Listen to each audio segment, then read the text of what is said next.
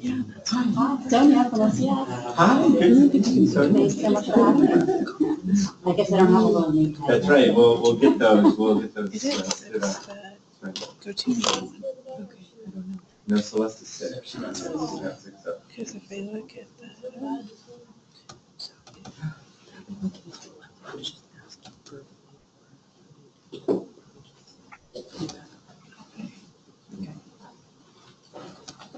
should I turn on the webcam? Yes. It's great. Yes, sir. Are you ready? I'm just waiting. Make sure you were ready. All right, so I'd like to open our STEM Data and Metrics Subcommittee meeting. I'm Lisa Graham, for those of you who haven't met yet. Thank you very much for coming today. I've been on the STEM Investment Council for quite a while now, and we've done some data and metrics work previously, and the intent of today is to pick up from where we left off and discuss really how this subcommittee feels the work can proceed going forward. So as far as introductions go, did you have something in mind specifically? But we've got some new participants who are joining us for the data and metrics as well. So I think we're going around and introducing folks to have their participation noted. Sounds good. Great. All right. Well, Jim, you start and get started. My name is Hillary Lyman. I'm a police status here at the Okay, I'm Katie Wakey. I'm with Oregon Athletes State Right After School. Daniel Adams, I'm with the Department of Ed. I do CTE data. Peter Trombach from the Chief Ed Office. Kira Ferreira, research and research. And Dan, you're an invited member of this committee. I guess Peter is as well. So if you guys could join the table, it would be great. start here and go there. Right. Then I won't feel so lonely. I know. I like Sonia. You're the only one. I'm sorry. Hi, I'm Sonia Warsell, and I'm with the Oregon Community Foundation. We haven't introduced ourselves, but we are supporting the meeting. My name is Angela Bloom. I'm with the Chief Education Office. Heather Livingston. She's going to be supporting these meetings from here on out.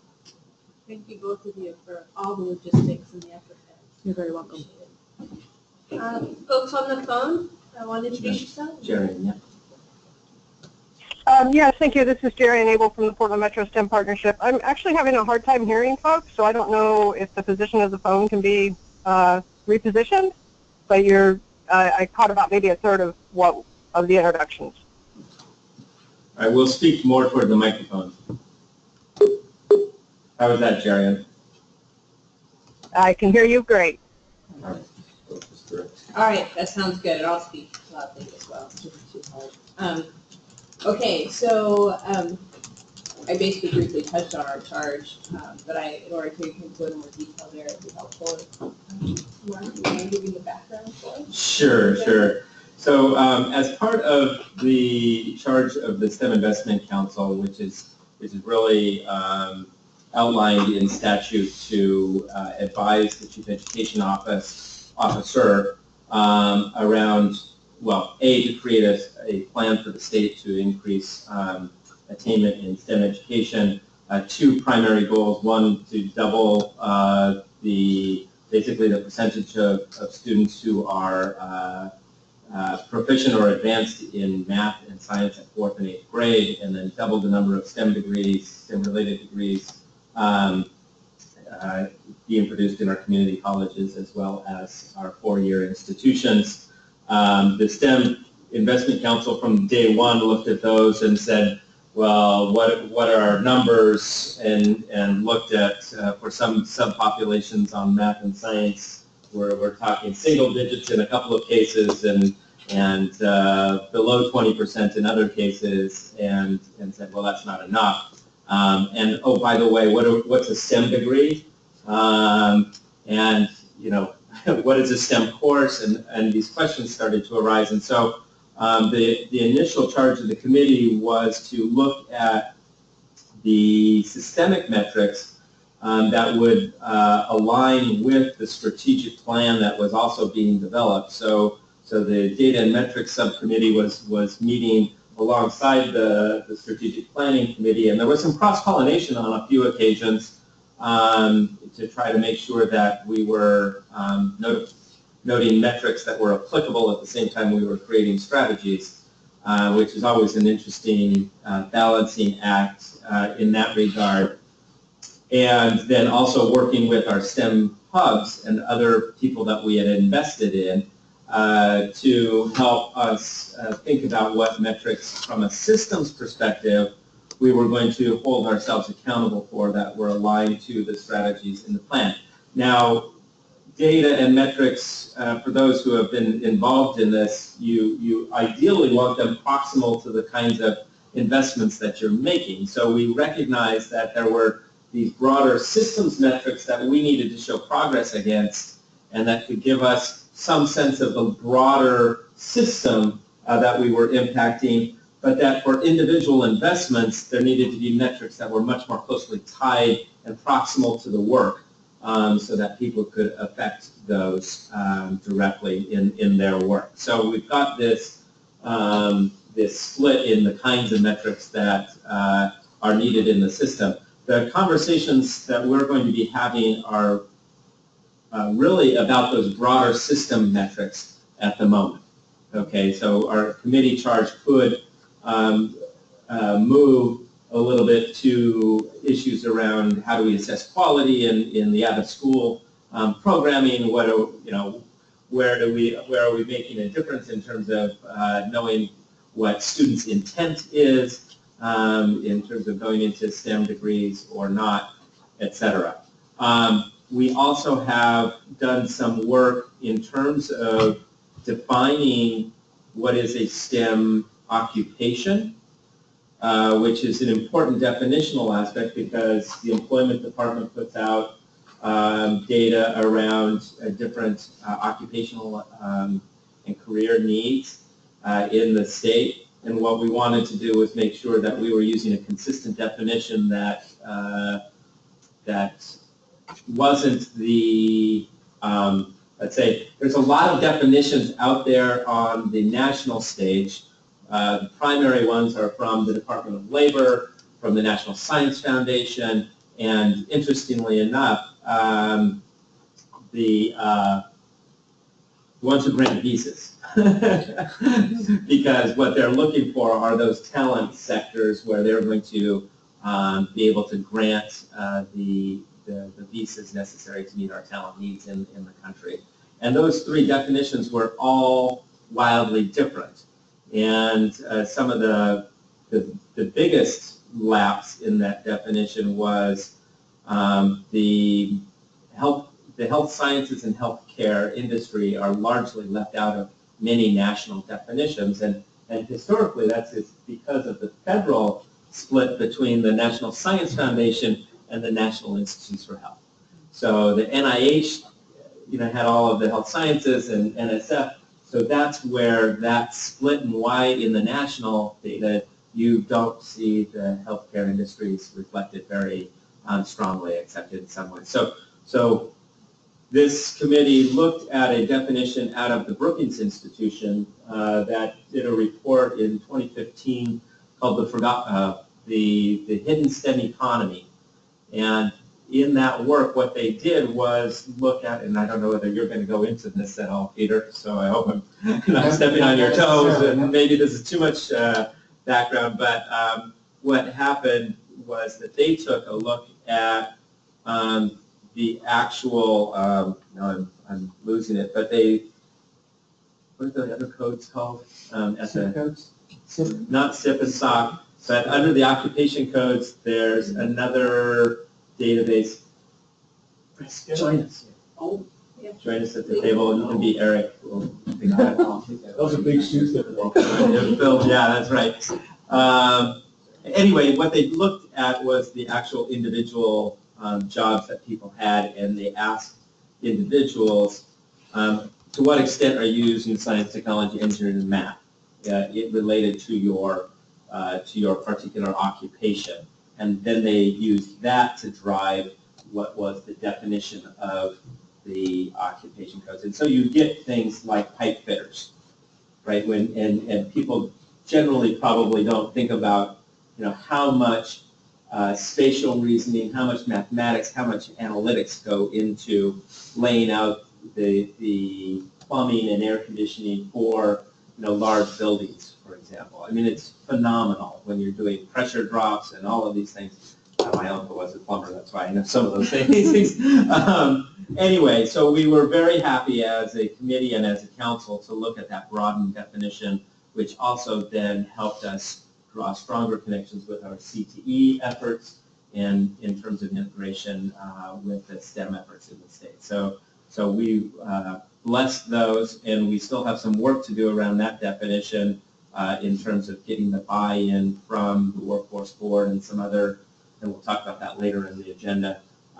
We haven't done entirely that work around the classifications of instructional programs. So those things that guide not only the post-secondary environment, but some of the work in the K-12 environment as well.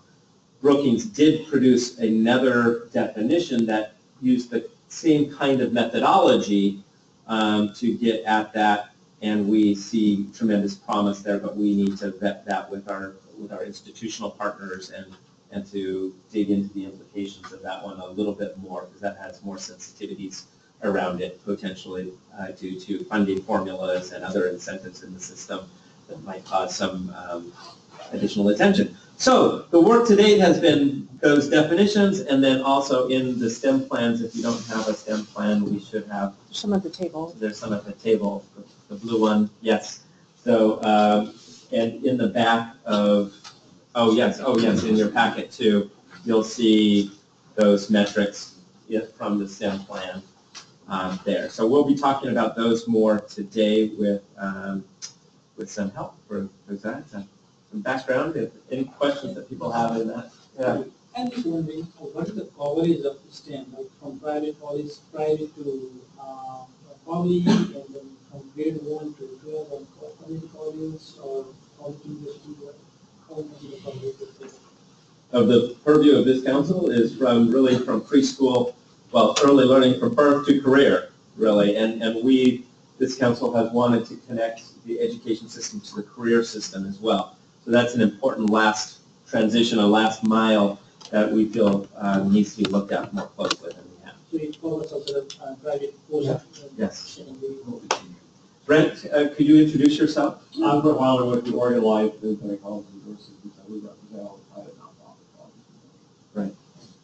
The other thing about the Brookings study, it did define super STEM skills as opposed to STEM skills. So you could look by job classification based on whether they needed super STEM skills, which is like advanced. Two or more of the, yes, high STEM in one area, and then super STEM in 2 or more areas, right? The only thing I would add is that we're also concerned with adults who are getting new education. So it doesn't matter if they're 18 to 23. It could be folks getting retrained in new fields that happen to be STEM because it's a good economic driver. Sonia, being new to the conversation, do you have some questions? I don't, that was a great overview, thank you. And we've invited Sonia from the Community Foundation, knowing that they're doing an awful lot of work also in terms of their investments in the education system, in the out-of-school space, in the community space, and has a perspective that I feel is very much in alignment with the STEM Council's notion of education being a collective responsibility both in and out of school time. So, yeah, welcome. Thank you for very being much. here. Happy to be here. The only thing I would add, just to continue on, is the mandate we had in the legislature, what I would call lagging indicators, and we really need to focus on those leading indicators that really can bend the results before we get to that point. And I think that's what we're trying to be smart about, is how do we change the overall outcomes we're seeing today, and just looking at those by themselves isn't going to help us. We've got to find that those upstream activities that will actually change that. And, when we first started, we tried to take off any constraint about whether or not data was available or whether or not it was easy to find. So we tried to do it from a very Who cares about that? for a minute. Partially because there were a lot of things where there were things people said, well, we ought to be tracking this because that's really what would tell us, but we're not, it's too hard. So we decided that this subcommittee really did try to say, all that aside for a minute, what really is the fundamental upstream lead indicators? And I think the way I see this, we've come through this process and we have several, and thanks to some work we're going to talk about, some folks like Peter over there, there's some red, yellow, and green, orange on of the things we felt were really important. Great, these are totally available. These absolutely aren't. And so I think part of our work is to help identify if there's something that's orange or red in particular that's critical, that maybe we can help facilitate those conversations for getting the right information. Yeah. So that's, to me, the purpose of it. If you get right down to the dirty details of it, it's how do we go and get these metrics that we really think we need. And piggybacking on that, so I'm reconstructing it, it's like, yeah, we are piling on. But those indicators really, when we said that, we felt that they fell into 4 areas. We wanted to find indicators that gave us a sense of student access because of equity issues, that we were able to identify a metric or 2 that looked at student access, looked at student interest, because motivation is a big indicator, one of the leading indicators of whether or not somebody's going to pursue a STEM field or not. Preparedness, are they actually able to take advantage of those opportunities? And then attainment, do they actually attain the level of, in the STEM fields that we are hoping for? So to the left of, in the table from the STEM plan, you'll see that the indicators will try to put, and some of them cross both, interest and attainment or something like that. We will try to indicate, oh, this is an access issue. And so when we build out potentially additional indicators or finding better indicators, we want to make sure that we are also looking at those 4 areas to make sure we have a balance.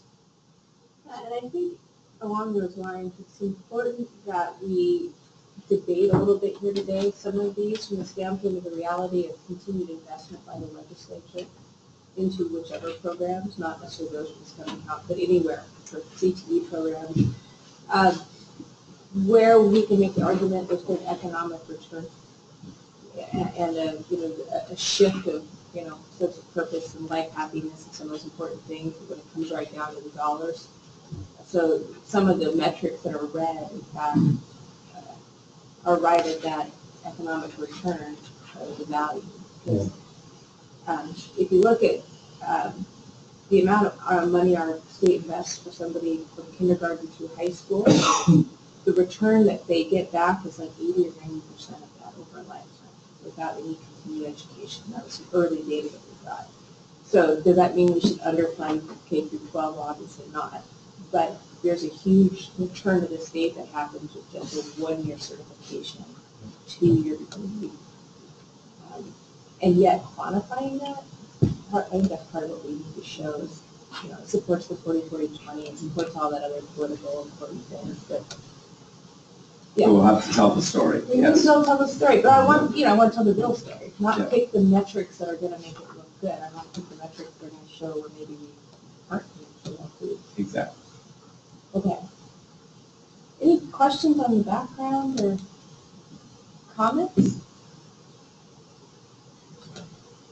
Having been graciously agreeable to come, any thoughts on what you hope to get out of today?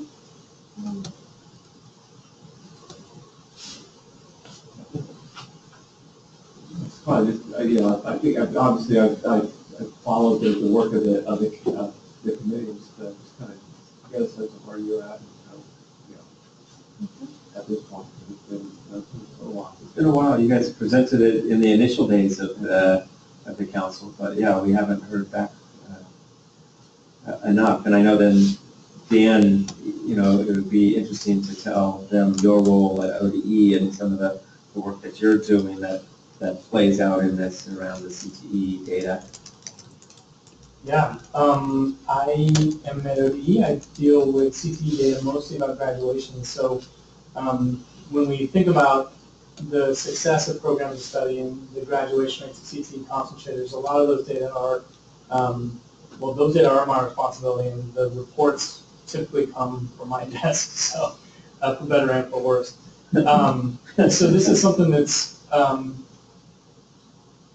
critical to the work that we do, is understanding the structure of pathways, how students progress through them, and the impact of those pathways on outcomes for individual students, for students across the state, and particularly as we think about our equity lens, how are students able to access these programs, and when they do, what are the results that we see? And if we talk about results, are you only focusing at high school graduation, or are you trying to follow them to either post-secondary or careers in terms of that? And how hard is that to do once they leave the school system? Very hard. So one of our federal Perkins measures, we track placement after graduation. What are students doing? And part of that is relatively easy to gather. So if we have, and I'm going to use very rough numbers, roughly 13,000 CTE concentrators graduated in the class of 2015, and we can account for around 6,000 of those students enrolled in post-secondary education of some kind, community college, public, private, university, etc. The other 7,000, the best method available to us at this point is to survey them to find out whether they're employed or in the military, or whether they are reporting that they're in higher education of some kind, and we didn't gather that information through our National Student Clearinghouse. So we do the very best we can to really understand how Oregon students, CTE concentrators, do after graduation.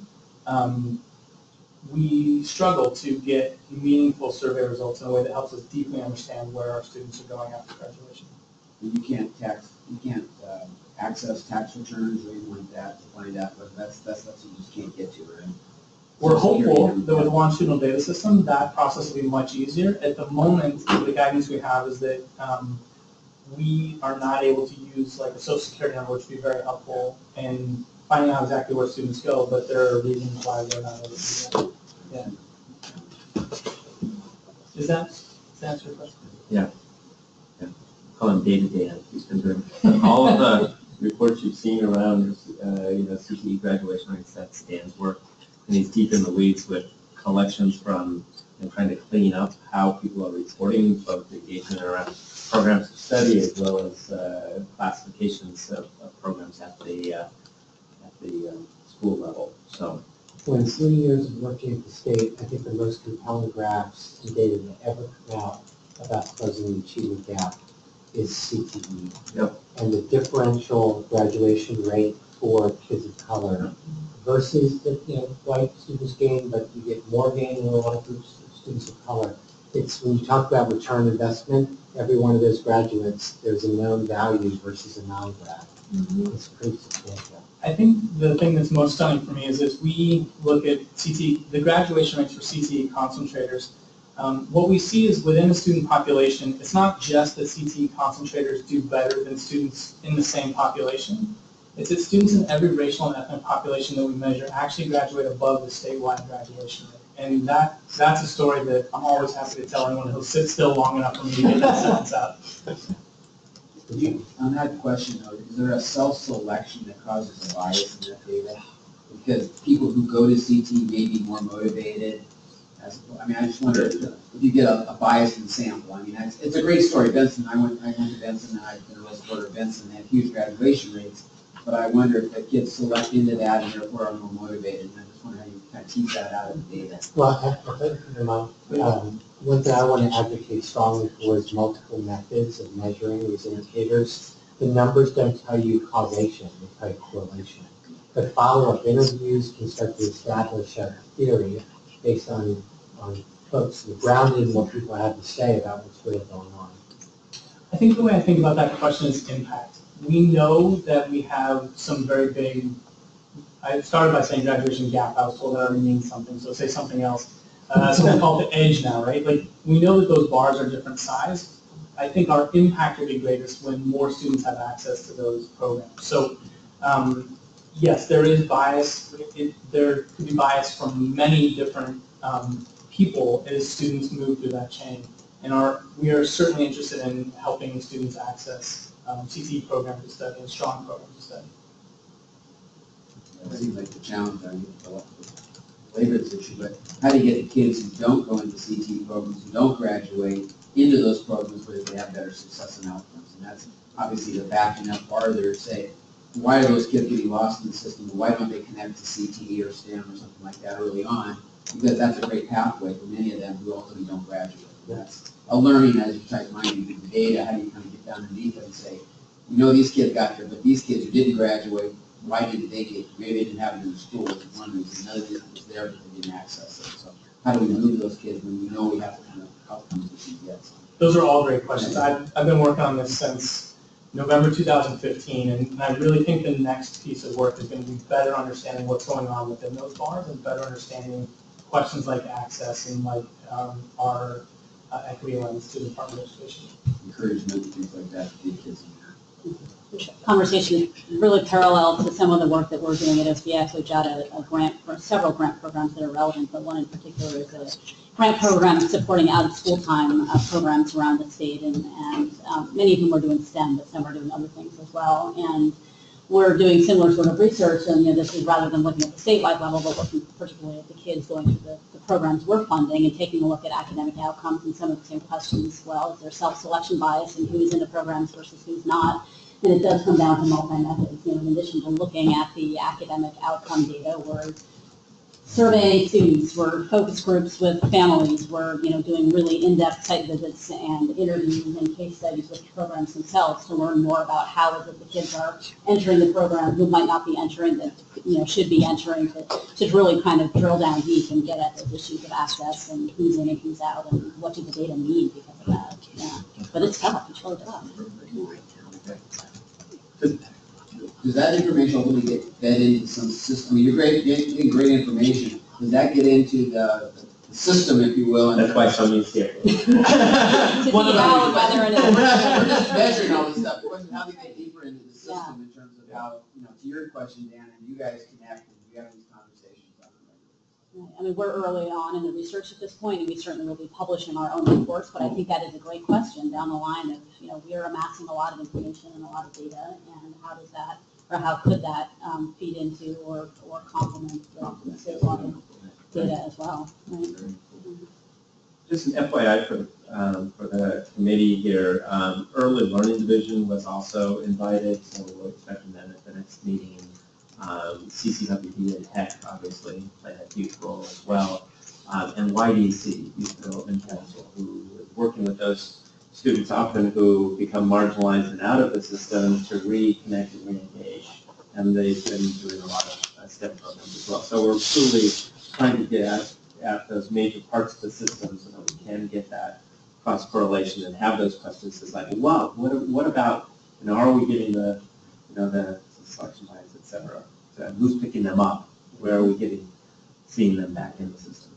Yeah, so I'm hopeful that this group not only feeds what we're trying to do for the STEM investment charge, but that the collaboration or the opportunity to meet and share might help each of you. So I very much encourage if there's something you're trying to get in better data or other connections from the attorneys, we should talk about it. Yeah, no, I think it's a great opportunity when we struggle with, what are the appropriate metrics for us to be measuring for our grant making and to measure our progress as a foundation, and to the extent that we can be measuring and looking at the same things that the state is measuring and others are measuring. I mean, that just serves us all better.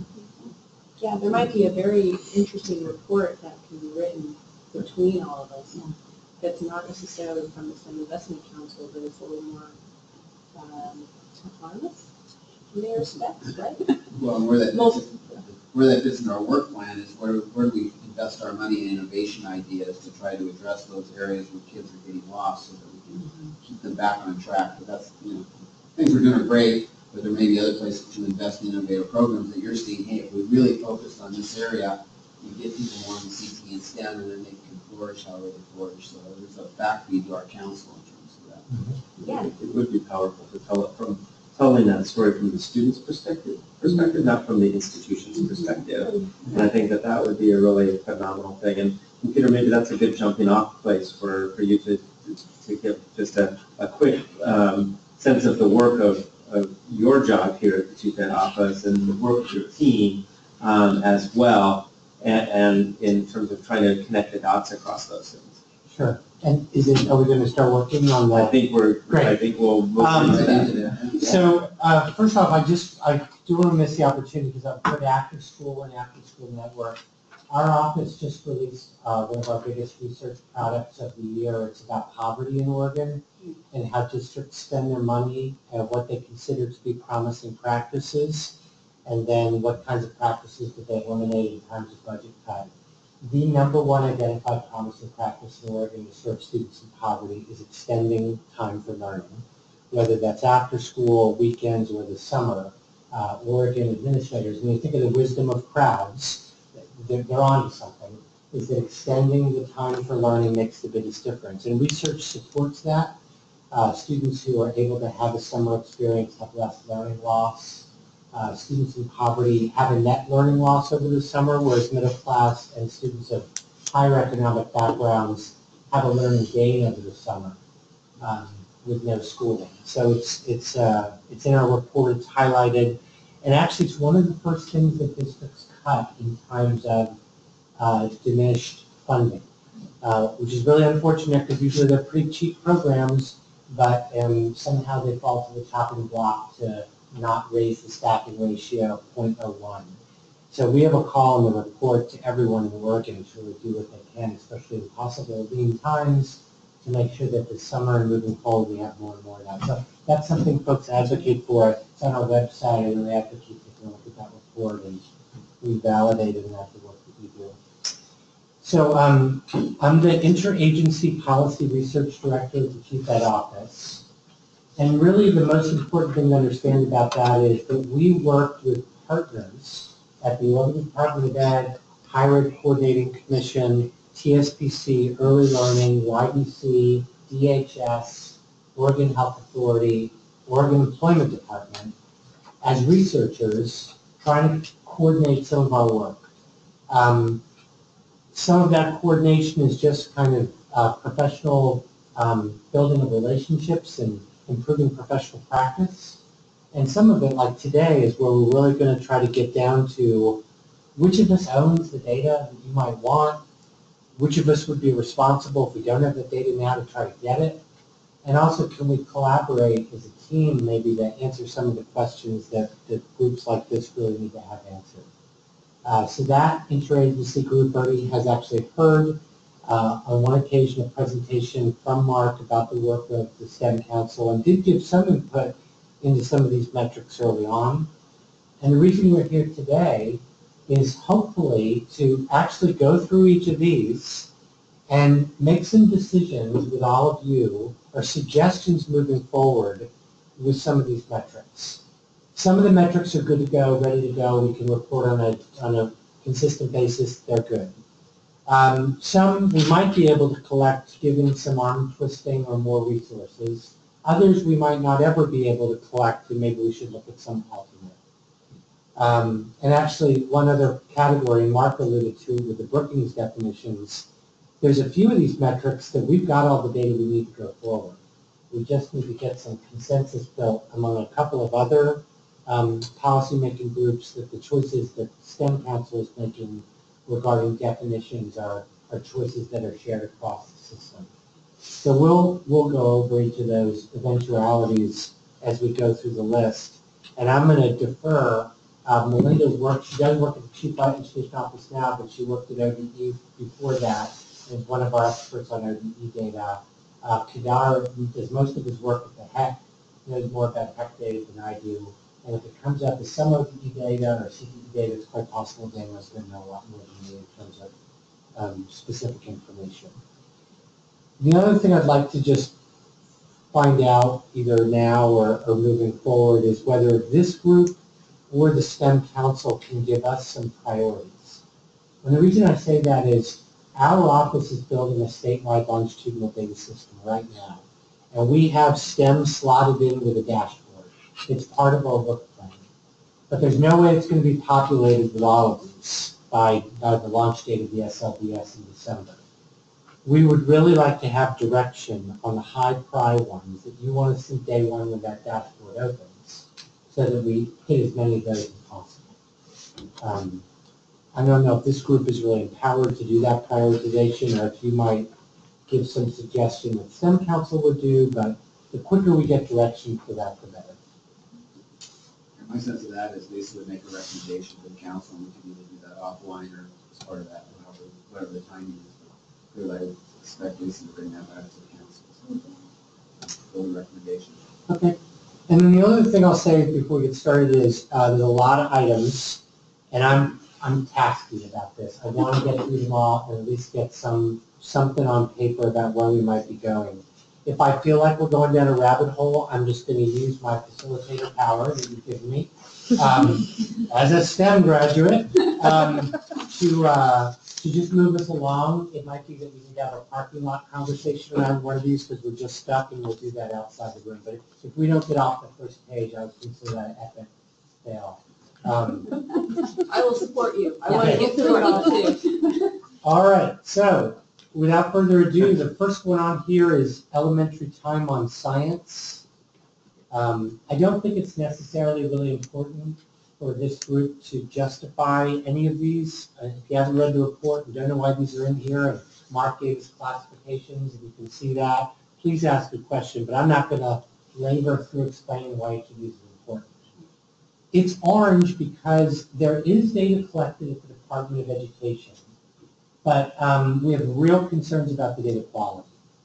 The data that's collected is that principals are asked to estimate how much time in the 6.5-hour school day or whatever that an elementary school kid's in class, how much time the teacher spends on science. And having worked in schools and worked as a tech coordinator for a big district, I know that those numbers often are not accurate for all kinds of different reasons. One of which is they're often filled out at the last minute. But also sometimes districts are like adopting a reading program, and to do it with fidelity, they have to have 90 minutes on reading, and they're also adopting a math program from last year that needs 90 minutes. And pretty soon all these adoptions take up all your time. So what they do on these little forms is they fill out the numbers to make sure that it looks like at the district office they're doing what they're supposed to do in terms of minutes. Doesn't necessarily reflect what's true. So it's possible that if this were the highest priority of the STEM Council, that a lot of pushing up to the department and then down to the districts can improve this element. We've done that before in our state. We've said, hey, this data is blank and we need to be better, and we're gonna look at it more carefully. We're gonna audit it. We're gonna do a site visit. And you can get that data quality cooked up. So don't think that this is a definite no, but it's problematic. And so I'll just stop on each one and see what questions or comments there are on it. This might be one where we want to look at an alternate that it measures the same characteristic that you folks are interested in measuring. So I'll stop and take questions or feedback. Is it fair to say with some of the cross-disciplinary stuff that's happening that it might even be hard to say something science if it's being done over in social studies or over in the English class? My thoughts exactly. In elementary school. Yeah. Well, middle school. No, elementary school, even. I mean, if they're reading a book Lots of that's a science book, is that reading or is that Oh, yeah. science? Or- Well, Common Core, exactly, great point. Common Core has driven a lot of nonfiction reading in elementary school. Mhm. And a lot of that nonfiction reading is science. It's one of the most popular subjects to get a kid reading. Frogs, I want to read about frogs. So there's a lot of that. If we measure the library use in, I'm not going to suggest, I don't know if that would be right. But there might be some other ways to get to it. So thoughts on that metric? So this is principal reporting about each teacher, and are they asked to report, is it like aggregate over the course of the year, or it's every day they're supposed to be giving an estimate, or I share your stuff. My recollection is it's aggregate through the year, it's by grade level, not even by teacher. But it's a yearly collection. Yeah, Yes. And it's aggregated, so it would be To me, this is less about time, but more about quality or outcome. If the kids aren't learning, if they're giving them just, worse science, they're not interested, they're not learning, they're falling asleep. It's great that they spent the time, but it doesn't tell you much. I mean, in terms of that, it's nice that they're spending the time and at least thinking about it, but I worry that they're not getting the outcome they're looking for. I don't really get the outcome side of this. Yeah, it's like, how does the outcome be applied? What is that outcome if you're doing, can you use it in other things, to help measure other areas? And I don't think people really use it based on the data we have. What if it was, well, it's elementary. Sorry, I was just thinking about middle school, you can actually quantify the number of classes in class. So to me, this is a critical issue in the system itself. We do not know as a state what instructional minutes look like at an elementary school level. We have zero clue. I mean, basically. And we know anecdotally that teachers through No Child Left Behind have marginalized science and social studies and arts. Well, probably not arts so much. I mean, they've marginalized them, but they do their best to get it back in. They bring them all sorts of art. Right, yeah. So what we don't have, there's another source of data that we do have on this, and that's on the NAEP, the National Assessment for Educational Progress, has a self-report for those teachers who are sampled in our state who report how much time they have. The national reporting on that, I think, Oregon is at 1.9 hours. To me, having done deeper dives in 30 school districts in Washington state, that's a ridiculously high number for an elementary school in this environment. The average in southern Washington for a week, and these are districts where we had elementary kits for every single grade level, for every single teacher in every single school in the entire Southwest Washington. They averaged 45 minutes a week. So I know that NAEP number is wildly exaggerated, even during those weeks that they teach science, which they usually teach science like once a month for a week, and then they go off. So that's how it ends up playing out at the elementary school level. Yes, I agree. Quality, more bad science isn't going to be any better. Well, not necessarily better, but it's a starting point, and it also conveys the importance to the schools and to the teachers that we prioritize time on quality science, and supports then Jamie Rummage and the Department of Education in their work. So I would strongly advocate for this as this is also called out in a couple of national reports from the National Research Council for Science is state policies around time on elementary science.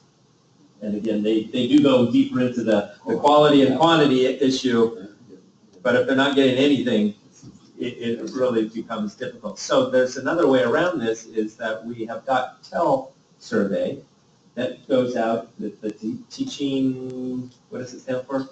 TEL. It stands for something, but basically every 2 years we're going to be surveying the teachers in the state. And we had an enormous response rate last time.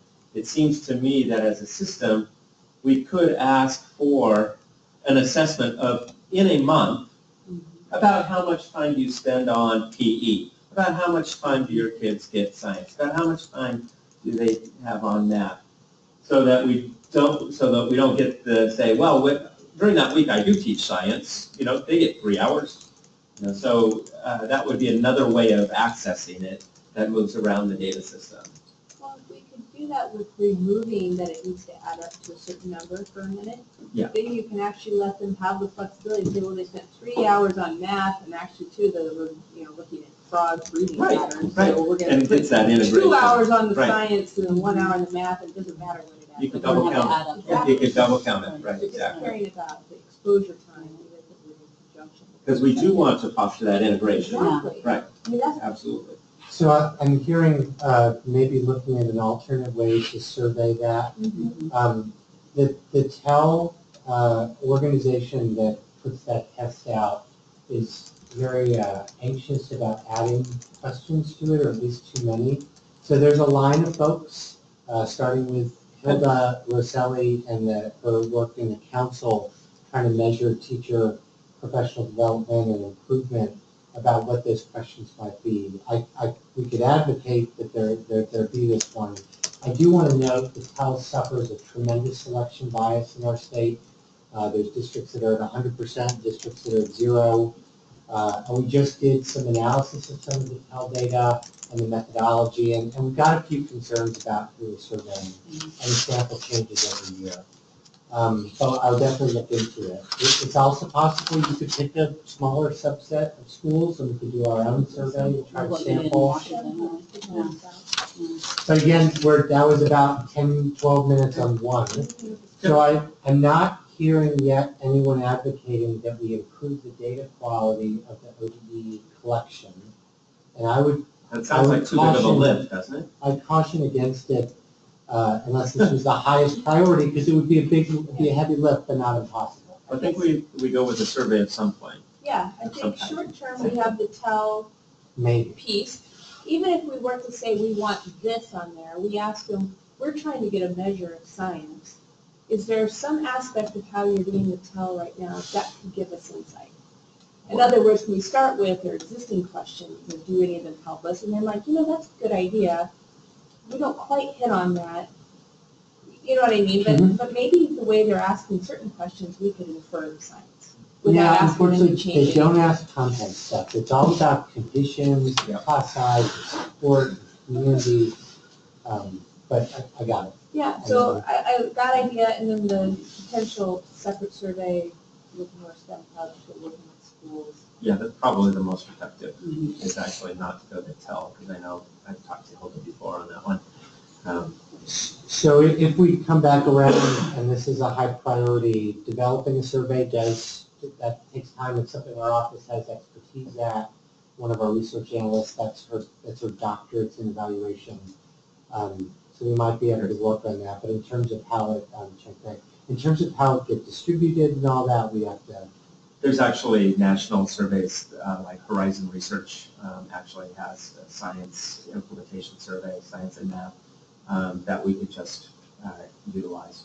Actually, it's public domain. I was about to ask you, the National Research Council, why would you put something out, and they must be getting the data somewhere. But you're right. If it's not the goal, then you have instrument validation issues and stuff like that. So I just want to highlight that if that's a high priority, that it's not without effort that would need to happen on a number of places along the chain. So there's probably just a fiscal associated with that. Yeah, that makes sense. One of the things I like about this one is that it's a little more, even though it's on the intangible side, it's a leading indicator to the third one on our list, which is a leading indicator for 8th grade science. Right. So it's kind of the moment, the only one on our list early that tries to get those two later metrics. When we say it's kind of too late to change the mind at 4th grade. So okay. As a former science teacher, I'll just share one other leading indicator for elementary is whether or not students else is possibly being a scientist. I shared it at Gordon Business Council a few years ago when you weren't there about that research and really interesting stuff. Yes. 4th grade math achievement scores, we do have this in our state in 2 different forms. One is the NAEP, and one is the Smarter Balanced Assessment. For the STEM Council report, we shared, I think, both. The concern about the NAEP, the benefit of the NAEP is it's an international test that allows some comparisons between and among states and other countries, which is great. Couple negatives with it though. One is it never provides information back to the buildings that were sampled. It's a state number and a state number only. It never is a measure of a student or a building or a class or a teacher. And therefore teachers don't teach to it at all. And the standards that drive the NAEP are different than the Common Core. And until they start to come back into balance, if they ever do, you're measuring something that teachers are not teaching to.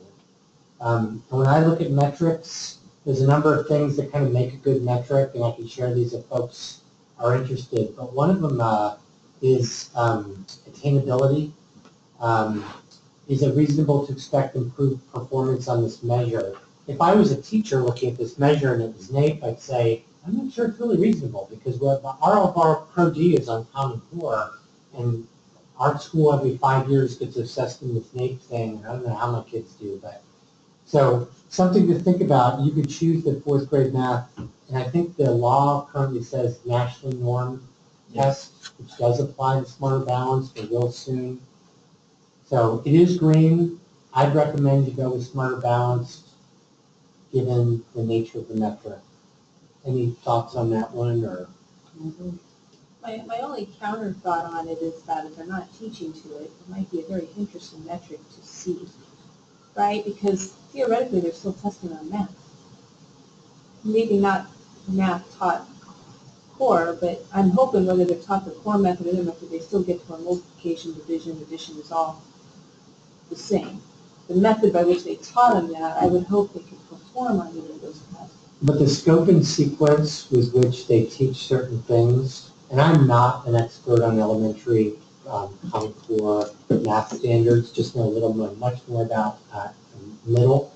But with my middle school teachers, the 6th grade went crazy when Common Core came out because kids were arriving in 6th grade not able to do calculations, but having a way better understanding of some of the conceptual ideas of probability and algebra. So that was exciting. Kids estimated and sort of knew the stuff, but they couldn't add fast enough to take the quizzes and tests that those 6th grade teachers were accustomed to. Okay, so we've now squashed the first half, and now they can really add fast. But sometimes it feels that way. Yeah. Having had a kid on either side of that change. Yeah.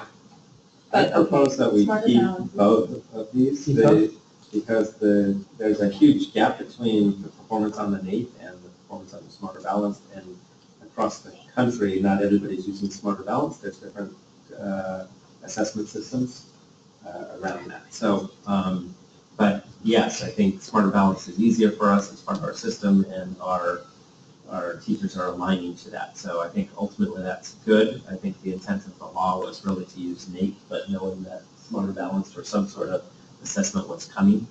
So it might be good to have both. With the NAEP, you mentioned that it doesn't get broken down to the school level or the district level. Is it broken down by demographics? And It you is. can take a look at race, ethnicity. It is gender. That's probably pretty Gender and insightful. racial. Yeah. Its baseline is just going to shift, right? It's- Maybe. Well, maybe. I actually kind of want to look at them side by side. Exactly, that's what I was thinking. If it's not too much trouble, carry them both. We've already reports both of them publicly. The next one is a little more problematic. So NAEP is not sampling the 4th grade science as regularly as they used to, and it's been a pretty large number of years since that test was last given. 6 years. Yeah. So as a matter of fact, when we presented to the STEM Council, the data was so old that instead of giving you 4th grade science from NAEP, I think we gave you 5th grade science from an Oregon-based standard assessment of OSAT for science. So if you want a 4th grade measure for science, we're in trouble and have to sort of invent one and find a way to get it. If 5th grade science measure that's not a nationally normed test, but that is an Oregon-centric one, that's not based on the next generation science standards, will do, we have that. Okay, so I think we should start with having the 5th grade one because it exists, knowing the caveats, the really good data science kind of do. My challenge a little bit to our group on this is I'm not sure I care how many kids know what the water cycle is exactly, or organs in the body, or whatever science sampling we pick is interesting. But I think when I think about science and children, what we care about is that curiosity, that wanting to learn, that Knowing how to ask good questions and find the answers to them. exactly. Yeah. So is there a metric that measures Curiosity. those softer skills? Yeah. I love it. And it could be a metric around kids signing up to learn things after school. I don't know. It's involvement in the STEM hubs, to me, is probably a more direct way of making impact from a science perspective than the water cycle knowledge. I don't know. Right. So this is a legislated one, so this is, we are mandated to report this. The frequency of the NAEP is such that it becomes pretty useless from a systems perspective. But even though it's periodic, I think we can report it as it comes, but I would add that, again, the OAKS to reinforce time on science. Things that aren't tested aren't taught, unfortunately, in this current compliance culture. I agree with the curiosity, wonderment, and awe, absolutely. And I believe that the Next Gen Science Standards really emphasizes those aspects over the content. And I know that Jamie Rummage at the Department of Ed is also working hard to make sure that we're fostering the playful inquiry aspects more than the content aspects. So, Do you have a plan for merging that? so I think I think what we're stuck with the state assessment. So any improvements will have to come, and that assessment should come through the Department of Education and working with Jamie and folks. But for now, I think carrying forward a 5th grade science on the OAKS with an asterisk would be, I think it would meet the legislative intent, and if that gets better, we can always go to the legislature to a tech fix. Does that make that box green then? Yeah. I do, and we're only 3, we're now we're in. And I do want to note, at the end of this, it may be that we say, gee, there's one thing we could change. We want this one thing, and it may be this curiosity survey, or maybe a love of reading survey. When I worked with Oregon Business Council folks about reading, that's what they wanted to measure, just like you're saying. It's not, do you know organs of the body, are you curious? Do you love to read? It's really a very important thing to know. And that's exactly what the next box is supposed to do. Yep. So it's Unfortunately, so we'll see. At the end of this, you might be, don't push in any of this, but we want this particular elementary survey. Okay, next one, middle school interest in STEM. There is no such data collection from the department. I don't know if there was a particular idea, Mark, the committee had when it was originally, was it the NAEP data from, because there is an 8th grade NAEP science test. No, the original thought was that we would either build off of some of the work that Oregon Ask has been doing in the out-of-school space and coupling that with, Jerry, and the work that Portland Metro has been doing around some of the motivational and STEM identity aspects, that we would be trying to merge instruments and coming up with it's a little bit of a lift, but the idea was to try to assess student motivation and interest. And not just a career there, but To develop a survey, it would be. develop something that, yeah. But again, that's a lift, so I would keep this red because it's a lift. Yeah, and develop the survey is the easy lift. Right, Yeah, administering it would be hard. The administering it, You yeah. have to actually be taken and And I don't know whether Jerry still on. And She's been having some trouble logging or hearing, and so she's been logging in and out, and that's what we've been working on over Do we here. have a go-to-meeting? She is. We do, and she's, I'm here now. Oh, okay, great. so, just one thing to think about is you don't necessarily need a statewide number on a dashboard to move people's minds and hearts. Qualitative interview-based data that's supplemented by quantitative data really moves people. And we've seen that from our office in absenteeism, in defining what makes a difference for graduation, what an asset-based, equity-based perspective is.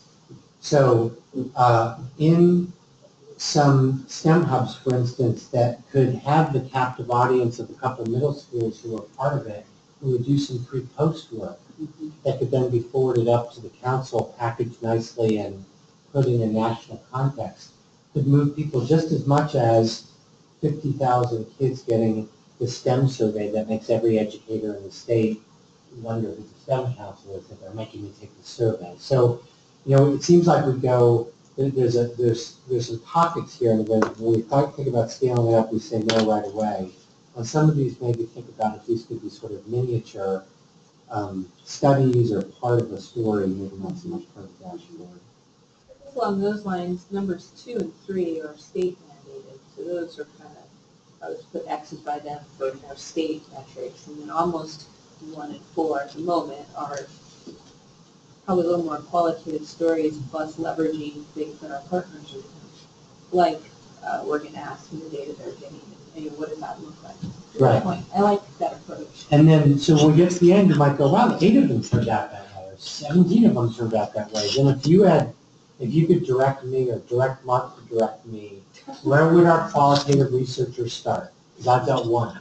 There's one qualitative researcher in the state government, in the education sector, so she gets busy pretty quick. Back to your prioritization request, as well as for the official dashboard you're creating, the department's creating.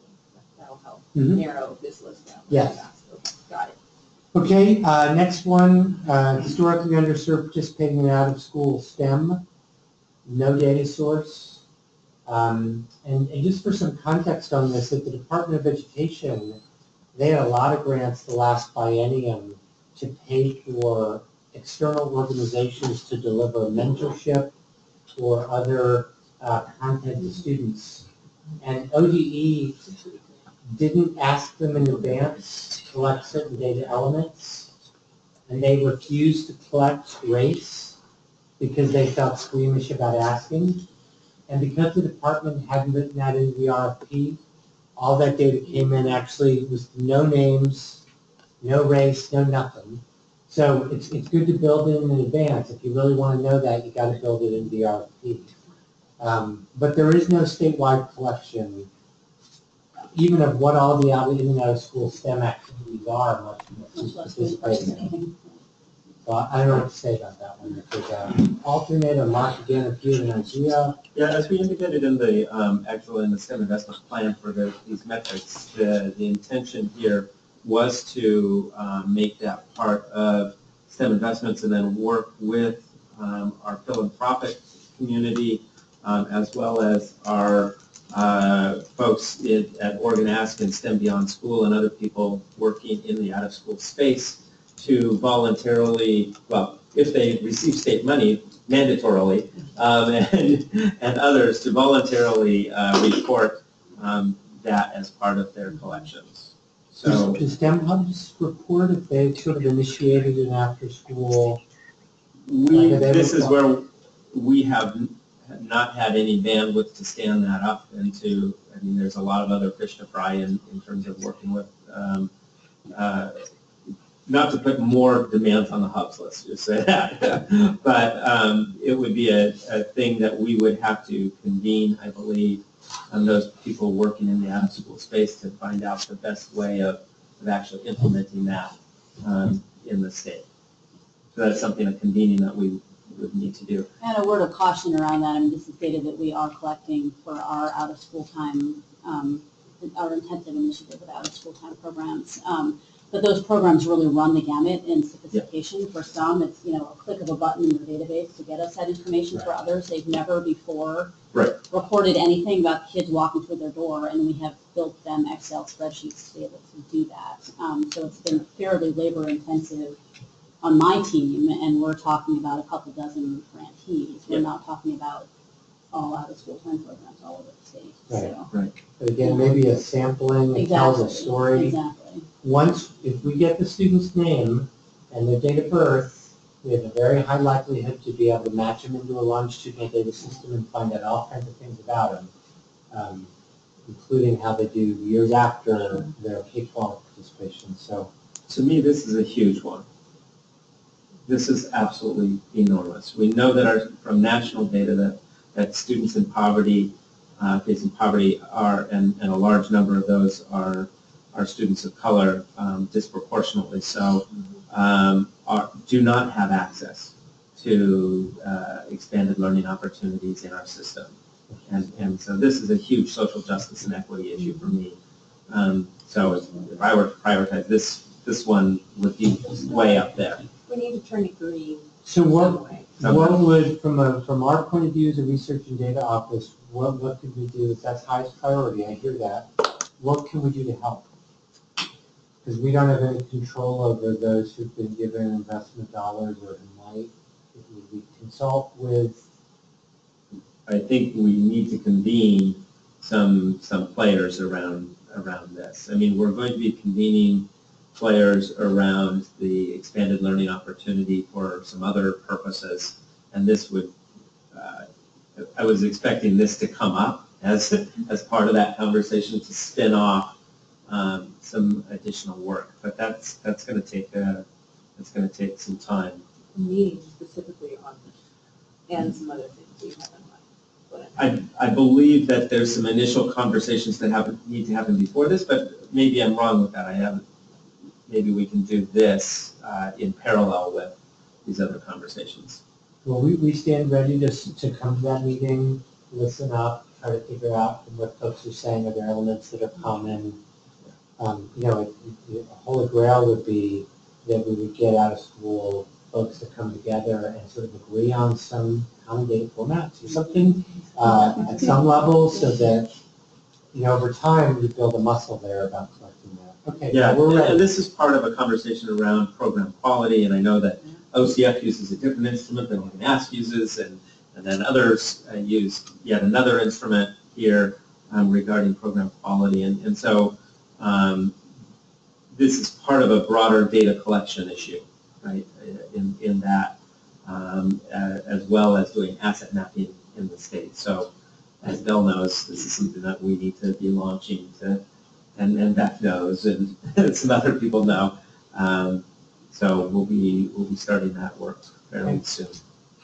8th grade math and science, green, we have both for Smarter Balance, math, and for Oak Science. There's an APE Science too, so I'm assuming when we talked about keep both for 4th grade math, report everything sort of on this one. We have a couple maths and a couple sciences that we should report. Great. And by the way, the ones that we're keeping both of are just so slow to change over time. So it's ironic the things we collect are the least dispositive, right? Yeah. Okay, student declaring a post-secondary STEM interest in a high school. I think the data set there that, Mark, you had identified was SAT or PSAT? PSAT, because SAT and ACT are disproportionately, not everybody has access. We should monitor those anyway, but we were thinking that the PSAT would give us more, since the vast majority of high school students take the PSAT. I don't know how accurate what the participation rate is on that anymore. It's going down. On the PSAT, I thought the state pays entirely for PSAT. No, they did one biennium, I think. I don't think they do that anymore. Probably ought to look at them both and then decide. Yeah. Melinda, we didn't have that in SLDS, PSAT data, okay? Yes. We're gonna So do we get the questionnaire or just like a summary score? That I'm not sure, I can check with. Okay. Is there somebody at the Department of Ed does Brian know this? I mean, the extent of. We'll find out. Mike Learning. We'll find out. Okay. Yeah, he helped set up their agreements with them. Yeah. And so he does know that information. Yeah, we'll find out. Definitely get that for you. Yeah, and whether or not there is disproportionality, we know that SAT and ACT have a selection bias for college going. I remember taking a long time ago, one of those fill in the bubbles personality things, and they give you like an idea of what your career is going to be. Sure. I'm sure things have improved since then.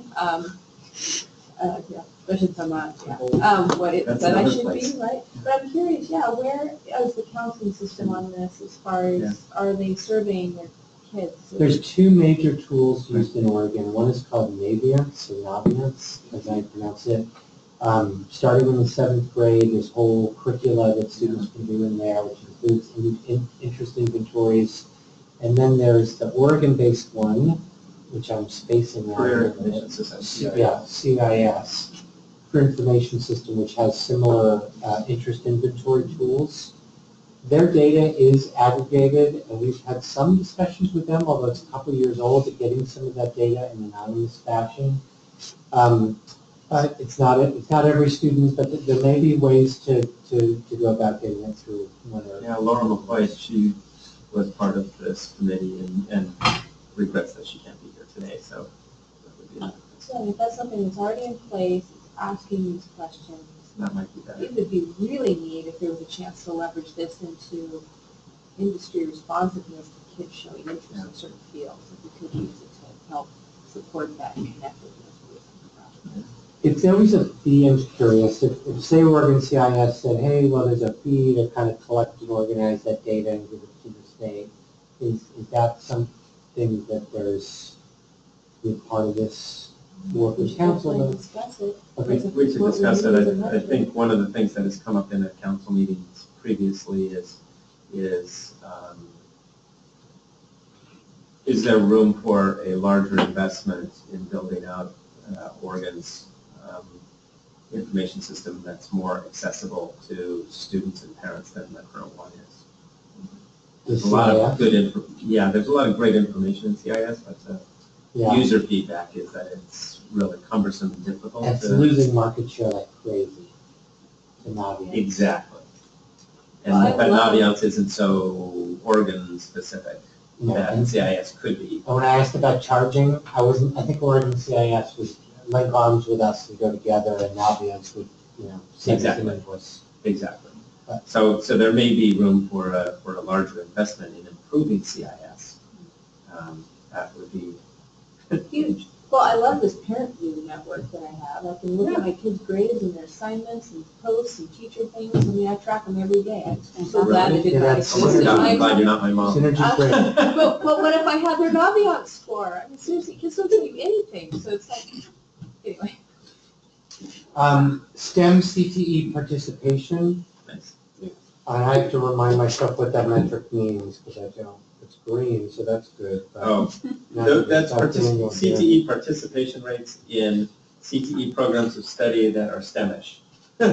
So the only issue there is just making sure the definition conforms and there aren't any issues with any of our partners about which CTE programs of study are STEM CTE.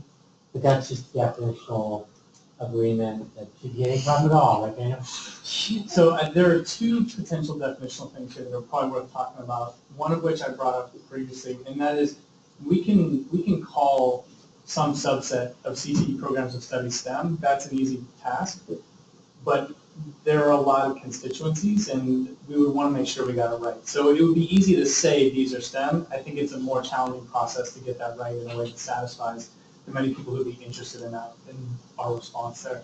The other one is, just to kind of reiterate, the data that we publish on CTE are mostly on concentrators. Participant in CTE lingo means a very particular thing.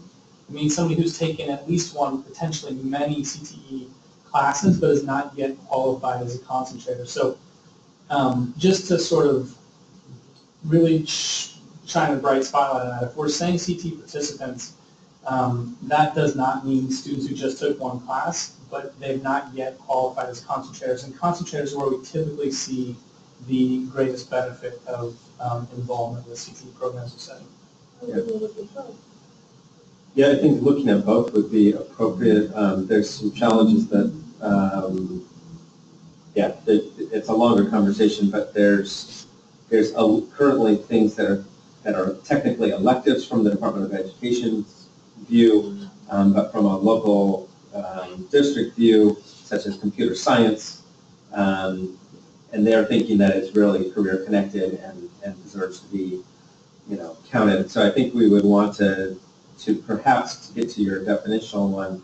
If we're able to land on a zip code definition, will that help the NCES, the SCED codes, help us with definitional aspects then?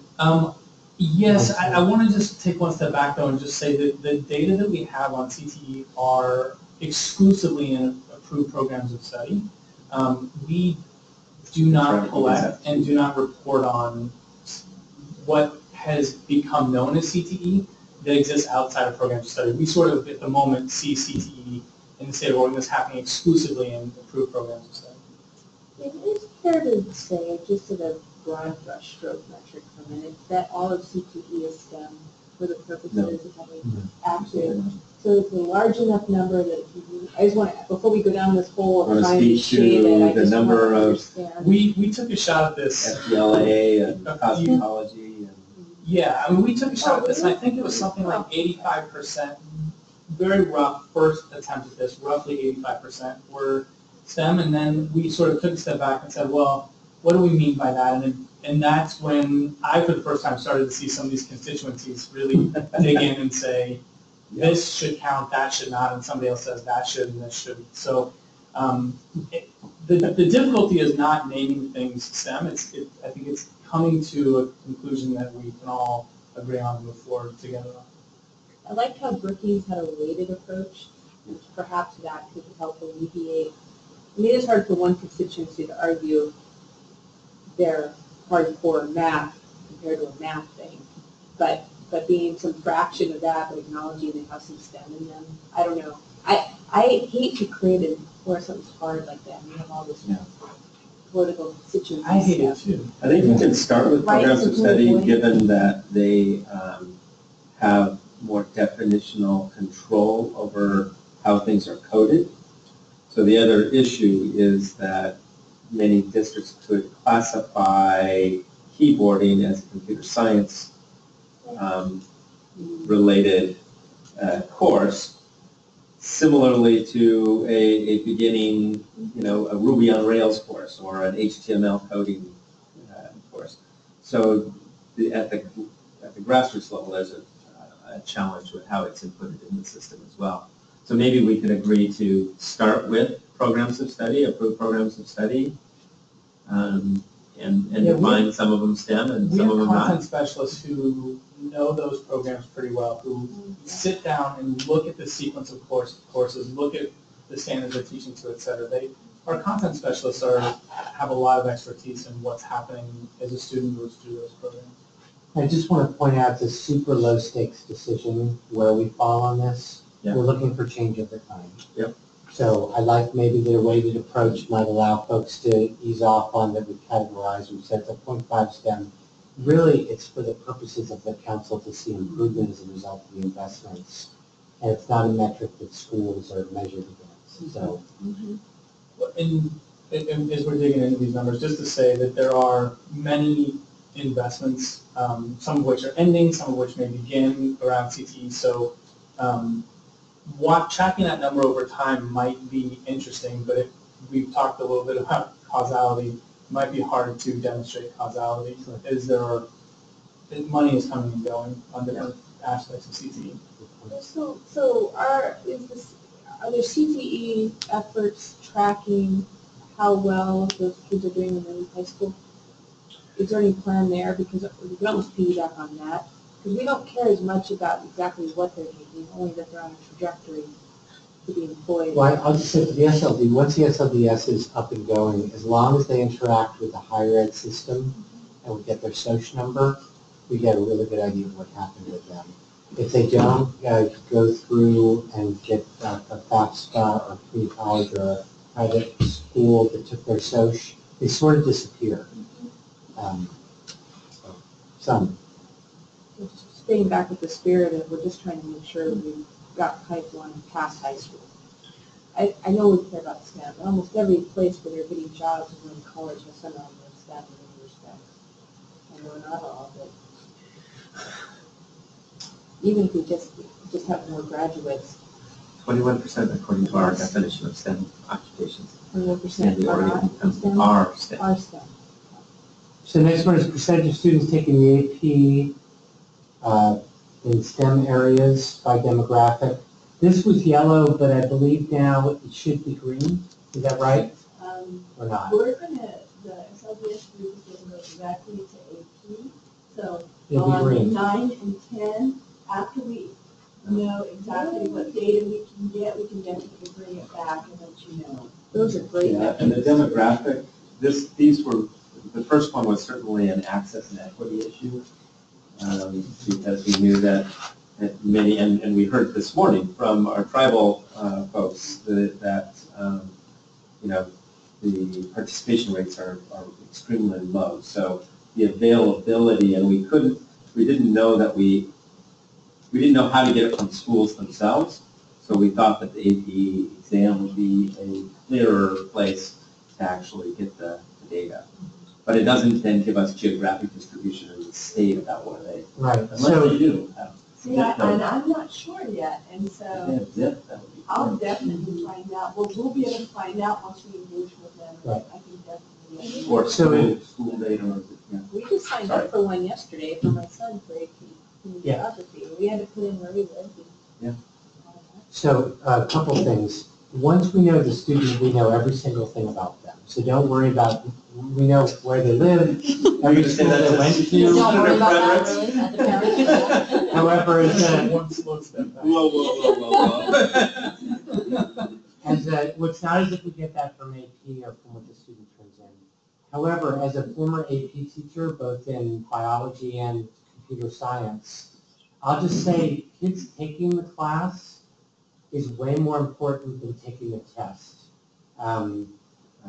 Lots of students opt not to take the test for economic reasons, or the college pathway they take won't accept AP credit, or test anxiety, or this or that.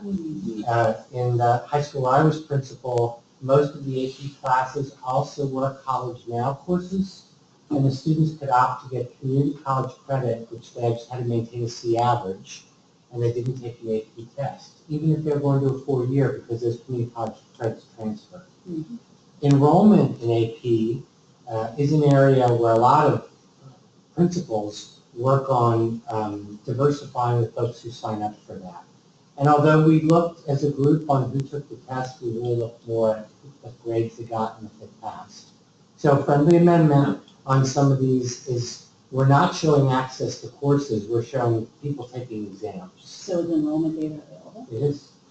There's some discrepancies in the way some of these courses are named, a little bit of data quality, which we haven't really plumbed yet exactly what the issues are, but most of them use an NCES code that's common to AP and IB.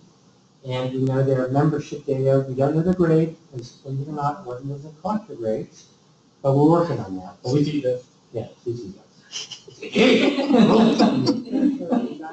So, any thought, I mean, Yeah, I think that's a great, I think that really is what we're trying to measure, exposure, but also success, right? Taking But, yeah, I do think, you want both?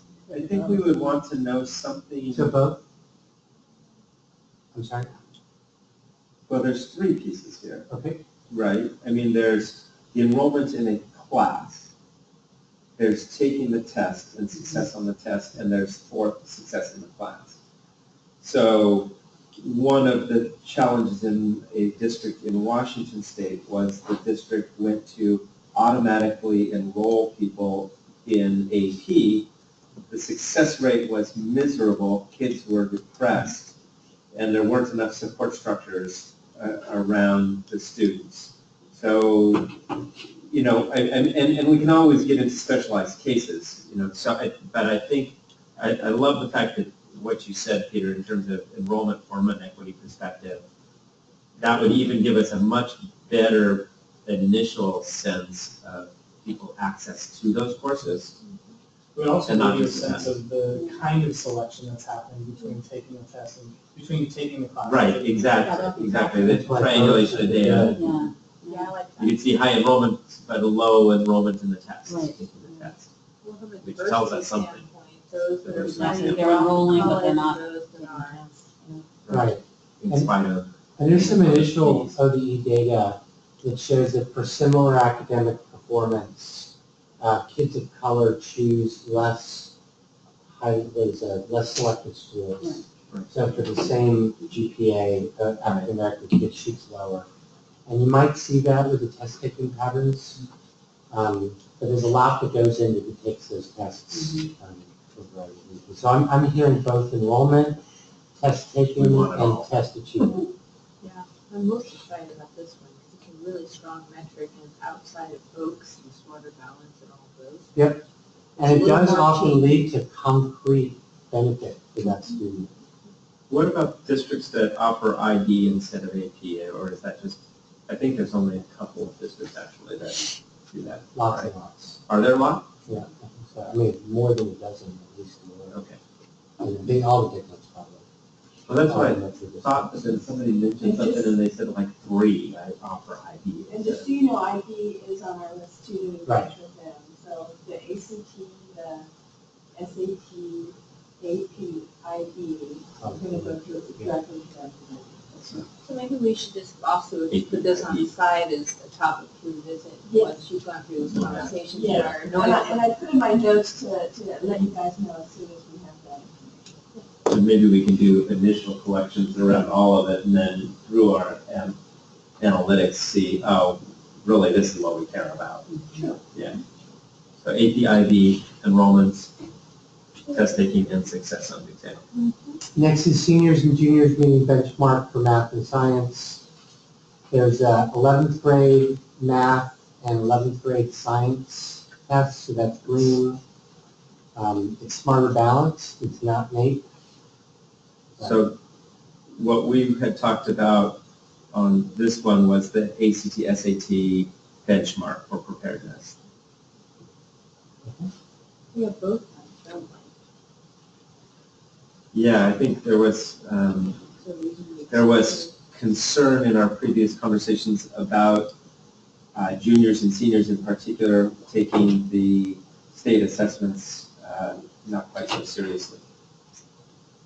Right. And there's a lot of move afoot in the state to make the 11th grade assessment flexible enough so that students could meet the graduation requirements with the SAT, ACT, or SBAC. That's the hot topic right now about sort of decreasing the burden on systems and students for assessment. And that's a way to have that test count for two things. Yeah. I assume that's going to happen. We sent our teachers to teach on the stuff that's going to help which college they get into, right? I thought that would be good. Okay. So ACT and SAT were added to this. So that falls under the same thing that we talked about before as well, to get back in. But that should be all green. Yeah, and this one we were talking really more as the aggregated state report, not necessarily by student. Can I ask a follow-up question? Do all of those tests offer equal access to both math and science scores? Maybe.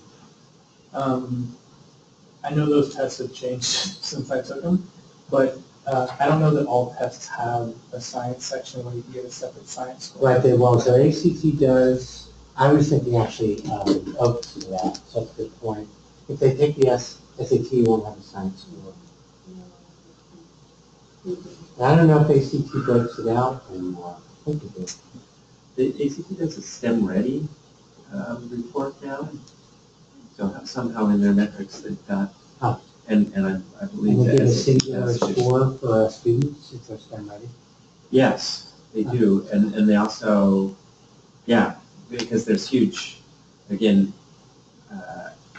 gaps between those who express interest in STEM on that and their readiness, and there are racial and gender issues with those scores. Particularly, women and students of color who are STEM ready by the test, but their interest levels are low at that point. Next one is college credits earned in STEM subjects. This really shouldn't be green. There's still some issues. If the college credits are earned in some fashions, it's transcripted and we have it. If they're transcripted by the community college, we'll have it in our SLDS. However, some students earn college credits outside of the Oregon system. They go to the University of Utah or other online mechanisms to get college credit that may or may not ever get transcribed at the high school. In some high schools, literally it's put on in a separate sort of notes field, but it doesn't get into the student information system and therefore gets to make it up to the department. So we're going to have something that we'll just have to get back to in terms of any data quality concerns we have, and maybe it should be a little bit yellowish or orangish. And then the other caveat is what's a STEM subject, and that falls back to using the NCES codes, making a decision about which ones are STEM and moving forward on it. We have, right? Which we have, agree on yeah, that? so I think moving forward with that report definitions. The one thing that I think we could just add a caveat to address the out-of-state is just say Oregon college credits earned. Yeah. How's that? I'm Yeah. fine with And that. including our alliance partners as well. That's the issue, I think, is we've had a number of students who are taking college credits. Well, I think this will continue to be an issue, because I think the more that you have this online access, I mean, you're. Right, you can go anywhere. Oh, yeah, you can get it. It's increasing, I think. Yeah, no, it's that and skills and whatever, I mean, you're gonna be able to, it's becoming so much more fluid. And how do you record that, how do you document that? That's gonna become more, Again, in terms of looking at change over time, but I do think the National Student Clearinghouse, I'm not 100% sure if the National Student Clearinghouse captures that, but we'll see. Yeah. High school grad rate, that's green is green, no discussion. We have- Moving on. Celebrate that one. Size. Does that include GED? We said completers, right? We have it all. Okay. It's to complete the GED within 5 years after entering high school, or the. I'm just saying we should rename this instead of graduation rate to completer. High school completer. Well, that does, so, okay, that does bring up a question. So the ODE and 40-40-20 values 5-year completers. The nation, comparing Oregon to other states, values 4-year diplomas. Much more restrictive date, well, not much more, but more restrictive group than 5-year completers. I would advocate, since you have Please. the infinity of electrons, report them all on your dashboard. You might actually see 5-year completer as a leading indicator before 4-year grad students. Maybe, I don't know. Well, I might see that go up or down, you're right.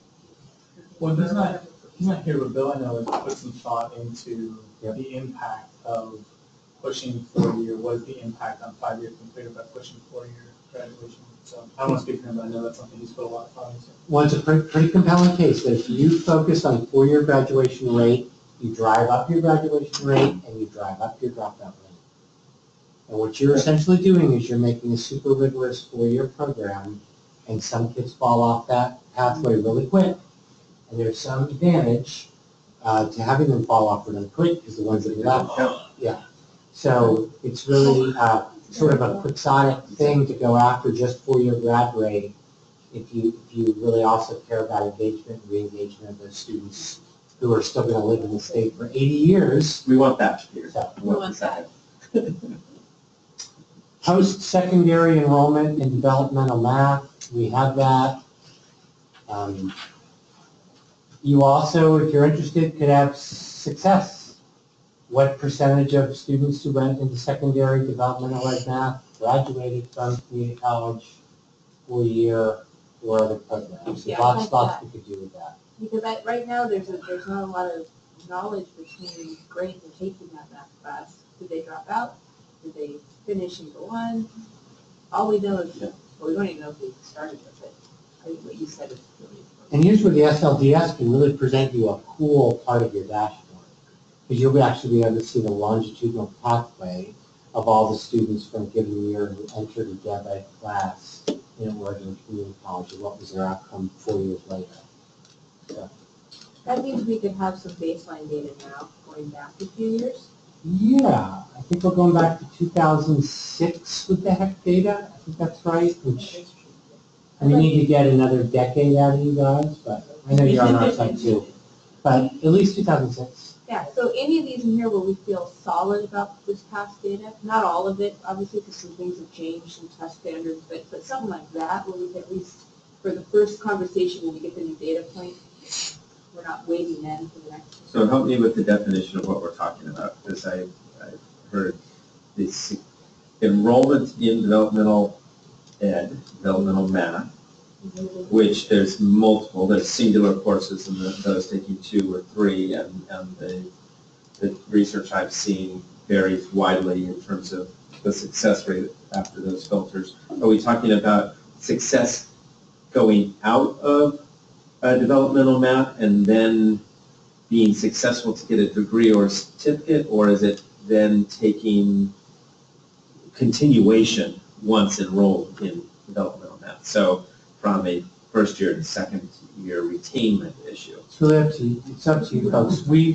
follow them. No, we narrowed this because we had such a long list like that. So I'm just wondering what's helpful. I guess it becomes a leading indicator to the 2-year, 4-year answer, which is further down here. Right. So we would want to compare across the Oregon completers to correlate with developmental math success. And if we care about how their retention is going in college, we would add that other metric for second year. Or we don't worry too much about that first year retention when we compare to STEM degrees. I think this is one of those places, let's put a line in the sand, let's do the analysis again and figure out what's the deeper question that is rising. But maybe for the dashboard, we don't have all of that. No, dashboard is kind of these things here. These Well, we things, the just data do some exists, deeper, and we can even yeah. look back 10 years and feel good. I mean, that's a solid place for a dashboard to start. Community college STEM certificate, degree, and credential. We do receive all of this information. The only reason it's yellow is just to note that we need some concurrence with HEC to use Brookings definitions for the SIP codes. But we do get this data from community college, more and more private schools as well, and also the 4 years. So the next two, I think I made the university green and the community college yellow for a reason, but Melinda, now I can't remember why we were less confident in community college. Maybe it's Well, I because think the we're data more is so much confident. worse. Well, I think it was, originally, we didn't know how we were going to do the certificates, but we solved our problem. Okay, paid ourselves. So they both should be green. I do want to note the community college data is just not as accurate as the university data. Do we have industry recognized credentials with those as well from the community college system? We have some data at the secondary level for CTE about passing industry recognized credentials. And I just didn't know whether it existed. Certainly, we'll take whatever we can get in terms of whatever credentials are offered at the community. Melinda, would you look at that? That would be a valued outcome flag that they might have. Do you know if they would report if they get a certificate, industry recognized certificate, with iPads or? No. No. No. And I'm thinking of technical schools in this, in my head around this, and do we track, journeyman in these STEM fields, right? So if you had a registered apprenticeship program and you actually attain, that journeyman status, that's a big deal, and that should be something that we're capturing as well, particularly in the broader look of the STEM and CTE world. But that's clearly not captured. I don't know whether it is. Do we capture that from from Boley? Boley, do they collect? I'm sure. It could be from like registration. So like as an engineer, I'm a professional engineer, so I'm registered. So if journeymen have to register somewhere, there could be another data source like mine. Yeah, but those industries, they require a license. They're Yeah. gonna, I mean, if it's teacher, Well, or licensure they're gonna. But is there Gabby Nunley is the person at ODE who works with Boley. She would be the most knowledgeable about this of anyone. okay. Especially on the secondary side. Maybe we should have data in her head as well on those.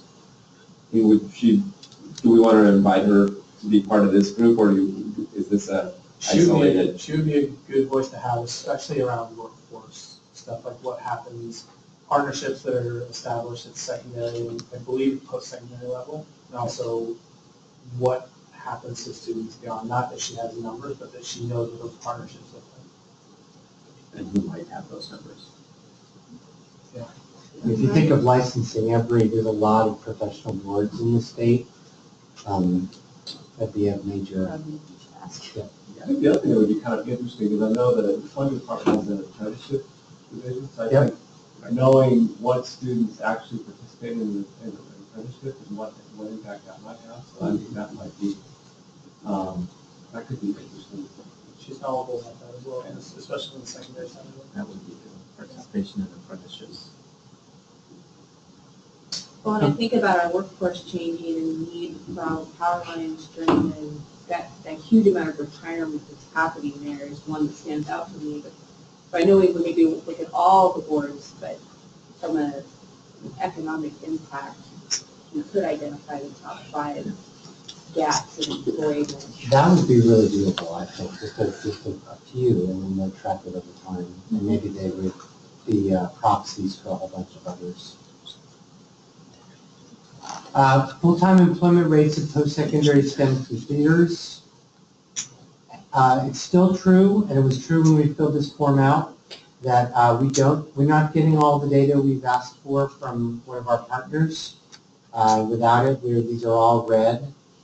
We are advocating strongly, and would love to hear the combined voices of the STEM Council banging on the table, insisting that the Chief Ed Office had all the data it needs from HEC in order to link to workforce.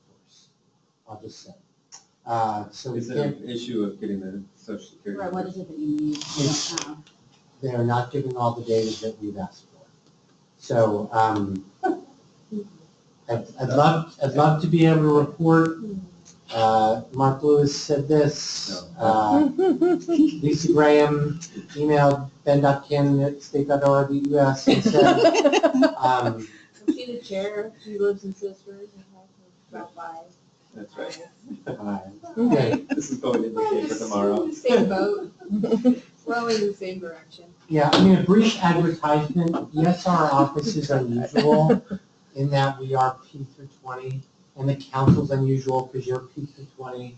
But that's the modern world. Is dividing up the education thing into the sections is archaic, and not sharing data is kind of archaic too. And as a P20 council, you should be fed by a P20 database, and not 3 or 4 separate ones that you have to navigate. So that will be better when we have those green.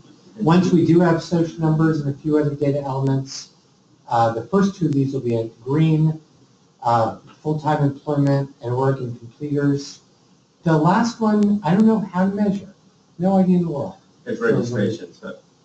Business registration with the state of Oregon. So how do you determine something is a STEM business?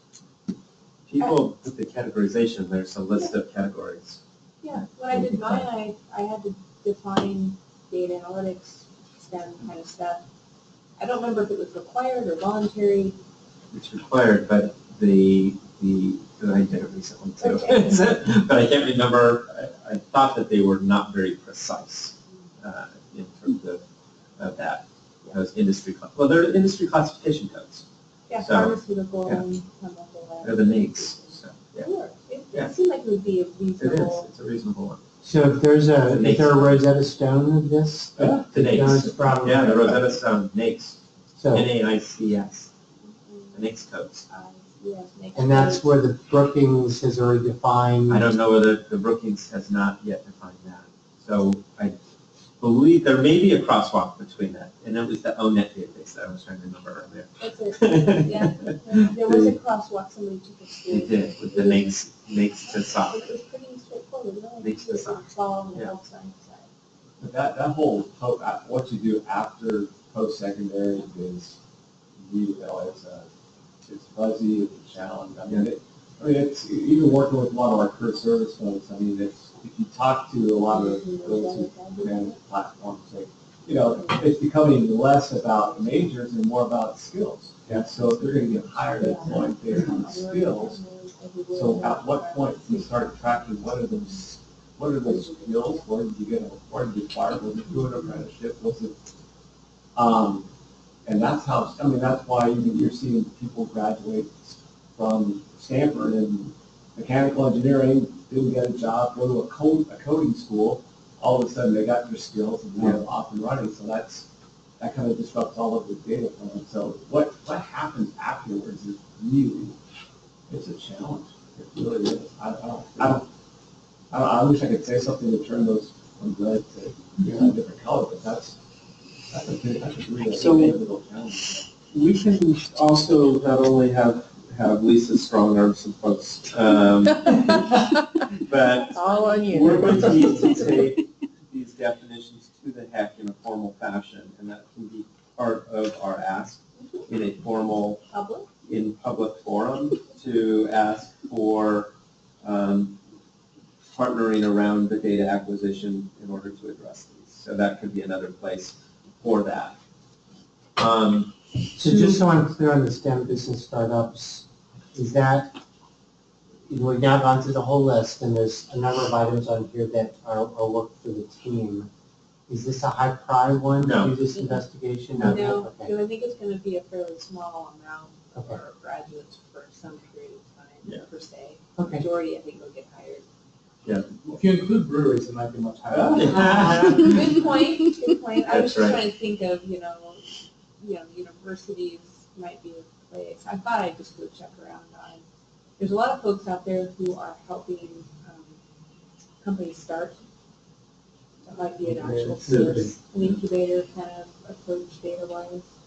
The bigger one that we left off this list because we were told by the employment department that it would be difficult to get was imported talent. But if we're truly, and like Rebar mentioned that have some nice connections with employment and payroll, so we should be able to track if people are coming in from out of state to take certain jobs. I mean, all we know from employment is social security number, wages, hours, information about the job, and that's about But it. we'll know when they come into the system and are registered in Oregon and not from.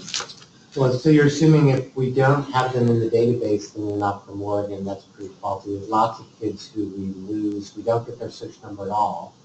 They're Oregon raised, Oregon bred, Oregon schooled. We never capture their social, they take a job. Okay. They look no different. Let me just, because the challenge is that when we look at the data from the employment office, we look at 150,000 new and replacement STEM jobs in the next 10 years by 2024. We look at the current STEM graduates from public and private universities, which is around 5,000 graduates a year. So 5,000 times 10, 50,000, we're getting 30% of the workforce. This is back of the envelope, but essentially those data indicate that we're importing about 100,000 people. It's probably not true, but that imported talent, if there's a way of getting that, that would be great. So just not asking to do it, but in your investigations, understand that that is a priority metric that we left off, but we still care deeply about the story being told. So one workaround, and this is again just a rough engineering calculation, is we know which social security numbers were given if you're born in Oregon. We know if your social security number is not from here. Very true. simplistic. Now, I get those people that moved here at age 1 and grew up, and other kids that moved away, but I would wager we would at least get a big subset of what's not in the category of having, been born here. Just an idea. That's super Working with data we easy. have. The only issue is Oregon Department of Employment exchanges data under the following methodology. We give them a social number, they give us the data. Yeah. They don't, and haven't, as far as I know, just given all the wage data. Now, internally, they might do that calculation for us. Maybe Deborah will just do something like that, because it's just the 2 digits that determine your state. 541, the very first, or it's the Or 2 3 middle. digits, the I 2 can't remember if middle. it's the first 3 or the 2 middle, but Yeah. I was doing it recently to figure out something, so that's another. Yeah, so we could run that and see of all the employed people, How which one were born in Oregon. You can decide how much fault is Again, behind it based on I whether know you've you got other priorities. Yeah. That one would be just, it might be a simple ask, 2 or 3 SQL statements, and then a number that's uninterpretable. Yeah. Might be easy to calculate and hard to ascribe meaning to, but I can look for it. That's I an like easy the one to things ask that are for. easy to do and then we can debate their value. There we go. Debate the value if it's hard to do, so I totally get that. Are you interested in knowing who ultimately is employed in a STEM occupation that may not have majored in STEM? I was gonna say, if a lot of people get those jobs, they didn't major in STEM. Yeah, it could, I see it back to that skill acquisition, so you may have majored in whatever, something, and I'll pick, technology, but you have all these skills in computer science and ultimately are employed in that. I think so, because it might be the love of science whatever Yeah. reason, and they went and did psychology, and then they turned around. So I think that, I mean, from a STEM council, filling jobs, doing STEM work, this STEM was it, certificates and yeah. degrees, Yeah. employment, and that's where that employment rate of where is really, Right. you hit right on it. I mean, bottom line, do we have more people paying more taxes with better satisfaction, purpose, in whatever course they put together? Yeah. The challenge that, as I understand it, we have no way of connecting, there is no data in the payroll or the employment office that tells us that they're in a STEM job. I think they can do, can they do industry? Right, you can tell that In the industry, but is has Google- an employer but not the job. Is Google a STEM industry? Or is Amazon a STEM industry? Depends on the job. Yeah. Depends on what you're And all talking we'll about. know is that they looked at, programs. Amazon, yeah. Right. So it unfortunately breaks down pretty rapidly, but you're right. We are interested. No, I thought so. Yeah, we're very interested. It would be great. Well, it does sit one place, is Department of Revenue. Someone mentioned that very early on. There are states that it's very highly protected, federally protected type of stuff, but, what's that? Yeah, man, your tax returns, you write down the profession. It's, And does every state track self-reported. that the same way? So if you would look outside the state line, I don't know. I would decide. No. We talked to our revenue folks here and they just stare blankly at us with some questions. What do we want our What's the sharing, what are we Yeah. gonna use? Okay, well, thanks very much. We got a lot of marching orders. Our team will meet and take some notes and probably just get back to Mark on sort of stuff that we're doing in an update. And come December, there'll be a dashboard, but before that, there'll be some prototypes to take a look at. Do you feel comfortable with suggesting a few of these for that first prototype based on ease of getting it and what you've heard today? And Yeah. we might add. And your own professional opinions about. Precisely, because we might as well start with what this group has said, okay, this bubble to the top. Well, so a couple things. One is I'd like to, because when we facilitate, sometimes you're not thinking this straight. I'd like to be able to meet with Melinda afterwards and Kedar and Dan and anybody else from our team to meet about it.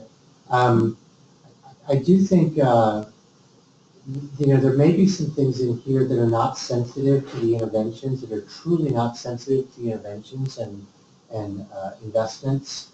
So that would be my only wondering. Is are there particular investments that are not likely affecting any of these measures?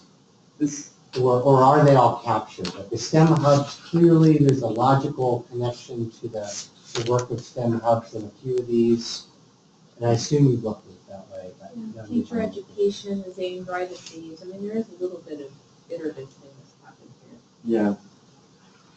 Yeah, and you're right. There's some that aren't, but give a view of STEM of the system as a whole. Yep. And that's where we landed. That yes. In other words, I would hope, in a sad way, that some of these don't move. Right. And that's our chance to recognize that we haven't made enough impact, or we're not making impact in the right way. And when we see others that really are moving, and that helps us drive into, really, is that correlation real? Right. But giving us that foundation, but right now we don't have sort of the baseline. Yeah. Well, some of my worries would be, and I hate to pick on this, but as a middle school person, I've done elementary too, focusing a lot of attention on double dose math courses for students that are falling behind versus an outdoors program where they can get into nature and learn about botany are really different approaches to someone who turns off the math. And Mark talks a lot about how important making math interesting and untraumatizing math and all that. So focusing on the math measure, what that says all the way down the line to the person in the fourth grade is double dose math. It doesn't often suggest go outside and make math alive by doing bird watching and statistics. But that's where our investments in the adaptive math platforms, as well as the math in real life, ideally we would be able to, not for this, but to drill down to correlate those educators who are participating in the math in real life, and then correlate that to their students' performances. I mean, that would be ultimately where we would want to go with those, and I know that that takes an extra step. So that's kind of or two. program-specific Those are all evaluation. program, right. Okay. Above and beyond that. Right, Exactly. those are things that we want to facilitate coming back from our, coming back from the math in real life to supplement or in addition to the dashboard. Enrich. Enrich, thank you. So I actually have one kid that double down math was awesome, and I have another kid, and I think he dropped out of the 4th grade, but so he's into the math in real life kind of stuff, and I think it's turned him around. And you might do lower on the NAEP. That's all I'm saying. Right. Math in real life, this is so great, and I failed the NAEP, no. So. You know, it's hard to keep their self-esteem up through all of that. But I'm glad you brought that up. But that's just what you were talking about at the beginning, Mark, of having kind of these high level, Right. system level Right. metrics. And then that you drilling don't down. today, and then for individual programs and investments, taking a look at what does it make sense to measure here. Yeah. So we'll get back with sort of where it looks, which ones look like they definitely are ready. There's sort of a new version of this, with maybe some priority attached to it that we heard in the meeting to reflect that. And then let's also circle up on sort of action items following up from this, so we can look at mobilizing people. I know I'd love to meet with Amy from the HEC and drill into some of this and try to get some agreement around that before, rather than doing it in a public forum. On the bookings definitions? And just get her sense of how we can engage people around that and engaging the institutions themselves and institutional boards on those definitions for the classifications of instructional programs. Wow, is that what you aspire to? I think that that's what's going to be required for it to be accepted. Wow. Right? Because the implications for the SIP are much higher than for the SOC. And the SOC we're going to have to take to the Workforce Investment Board, but I don't know whether we need to take it even anywhere else. Do you? Does anyone? I mean, the economic folks maybe because of. This is probably a pilot kind of thing. I mean, where does the industry needs that are current get spoken in dollars? I know that, I mean, it moves so quickly, and I know trying to change things in the education, even just within a 4-year public university, right? Because of accreditation and all those things, you can't turn on a dime, but you hear from industry folks that it's just turning, and it's so quick, and I think that's that retooling piece that you have to go back, but where does that come from? I'm so glad you asked that. So that used to come through the Oregon Talent Council, that was formerly ATIC. I friended Erica. Right, and when I learned today that is not in the governor's budget, he pulled me down off the ceiling. No, I hadn't heard it yet. I think people were afraid of my reaction. So let's gavel out of this meeting. See, I'm fired up. So, I read Because I'm doing the same thing. It's a great way to speak into the, yes. critical, absolutely critical for entrepreneurial new programs in higher ed. It is an absolute change. Sorry, did I? No, totally agree. So, but for the STEM council, Yeah, sorry. we about actually. Thank you, everybody. Really appreciate your time. Looking forward to our continued work. We'll try to get minutes and action items out. There actually is a lot of feedback on that at the local level in CTE. Like those CT programs are ideally set up with direct local industry partners so that the students are graduating and ready to go into actual existing jobs in those areas. I don't know if that's scalable, but that is something that. We have the advisory council, that was the richest part of one of the richest parts for the kids to be able to meet with their students. We got a couple, actually, we got like, I know Bell quite well. We're doing some creative things with Grant and OCF, with a couple of institutions and industry partners working on conservation research and other programs that people are used. They just love it. Yeah. It's great, awesome. It's something they have under the belt that students and faculty can work on, and it's just, we just need to find more of it. I think what we see from the county council. Yes, you bet. Oh, no problem. From education code What? Thank you, Karen. Yeah, so, yeah, so I just try to find what I can. honestly, if I had more, program evaluation, I'll be